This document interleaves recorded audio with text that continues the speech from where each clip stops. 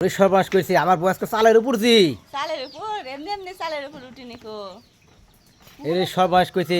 তুমি আসলে গেছো মেয়ে নাকি? হ্যাঁ গেছো মেয়ে হবো কিছু, গেছো মেয়ে উঠলে খালি চালে তুটে, গেছো মেয়েরা গাছে তুটে, এরকম ওরকম মেহগুনির গাছে নারকেলের গাছে তুটে, আর আমি তো খালি সাধারণ একটা টিনে চালে তুটিছি। কি জন্য উঠেছি শুনবেন না? এই যে একটা কুমড়োর জালি ধরেছে চালে, আইদা কোনো আল্লাহ কাটিস নে আল্লাহ। আর সর্বনাশ আমার অত উচিত তুটলে আমার ঠ্যাং খালি থতকে কাঁপতে লাগে।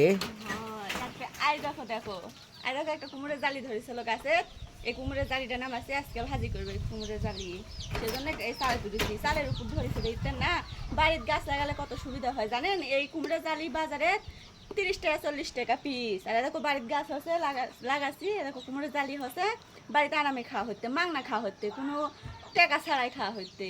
তাহলে কত সুবিধা দেখো দেনি, একটা ধরে নি আরো অনেকগুলো ধরেছে, তো ওদিকে আছে ওইদিকে আছে। তো ভাজি করবো, খাবেন নি? চলবে, সমস্যা নেই। কুমড়ো জালি দিয়ে ভাজি খেতে কিন্তু অনেক ভালো লাগে। এই চুনের মতন দেখাতে সাদা, কিন্তু চুন পড়েনি, আম্বলও হয়নি, জ্বালাই আছে। তো আমার ভিডিওটা যদি সবার ভালো লাগে, পেজটা সবাই ফলো করে দিয়ে পাশে থাকবেন।